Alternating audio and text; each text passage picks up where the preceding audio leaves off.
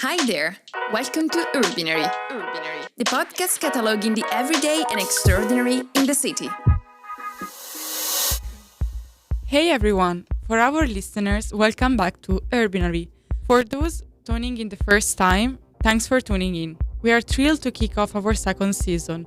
We are taking a fresh approach to urban topics.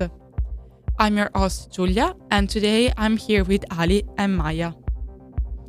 Hey, excited to be back and dive into these new discussions.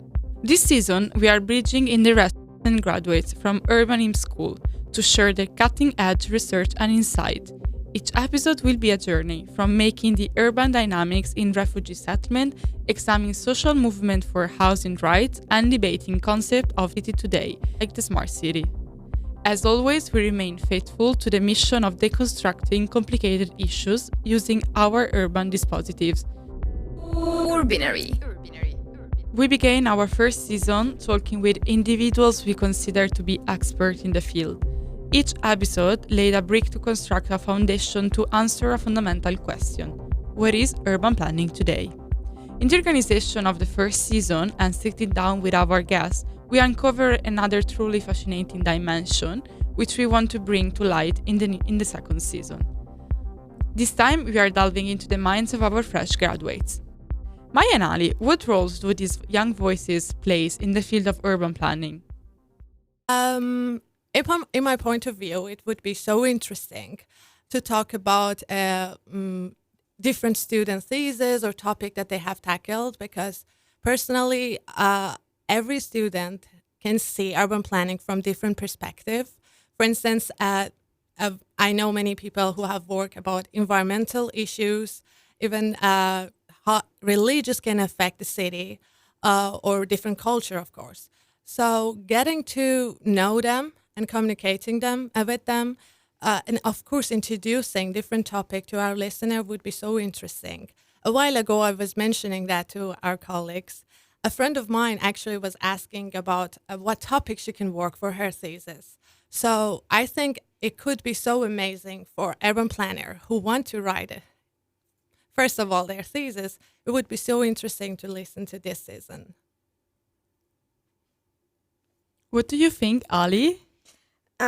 So, in my opinion, the pedagogy of urban planning gains depth and relevance when viewed through the lens of students' own experience and critique.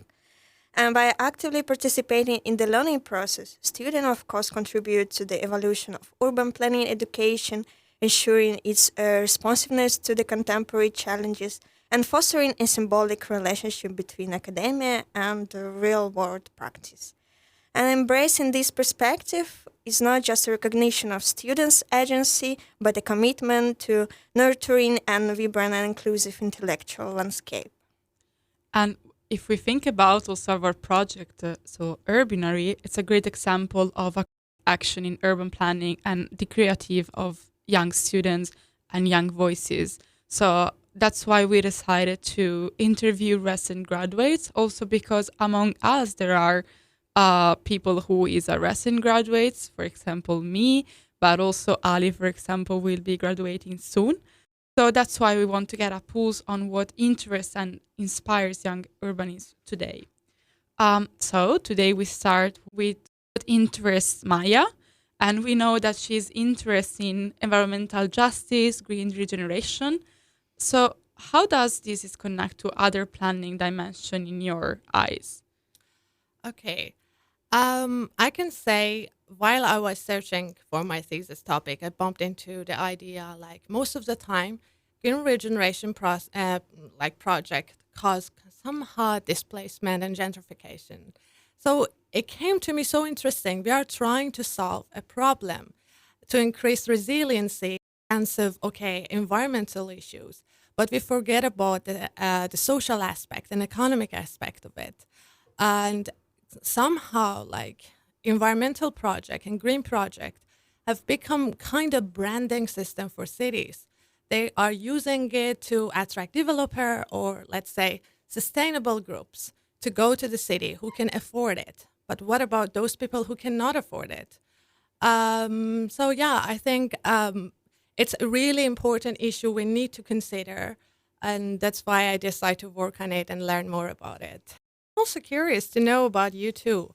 Ellie, for example, you've worked as an architect planner in creative participatory process. How has coming from this background shaped your urbanist approach? I believe participation is the core activity which forms a sense of belonging to the place and to the local community. So by acting, our role as a citizens transform from the passive consumers of public space and public goods into creators who take the initiative in motion of their own competence and imagination in the construction of cities. So acting is the right the right way to claim the right to our cities. And so, Julia, I would ask also about your research on refugee camps in urban landscapes. But we will have an episode dedicated to that, right?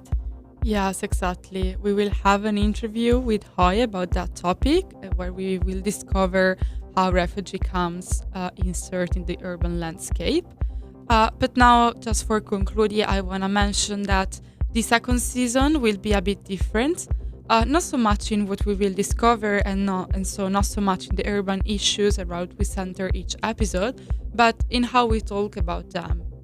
Exactly. I think in talking with individuals recently entering the field and tackling sort of hot button urbanist ideas, we're really democratizing the conversation. Planning can of course be theoretical, but we want to show where urban ideas come in to begin. And also, no more rigid one-on-one interviews. This time we are all about conversation. Thanks Ali and thanks Maya for being with me in this introductory episode. Thank you for having us. It was a joy and fun, of course. Thank you, Julia. Thank you, Maya. See you soon. Urbinary. Listeners, stay tuned for our next episode with me, Giulia, and Maya. We will be conversating with Joan Cammello, and we will explore with her the concept of reality tourism. This is Urbinary, a collaboration with Poliradio. Urbinary, the podcast cataloging the everyday and extraordinary in the city.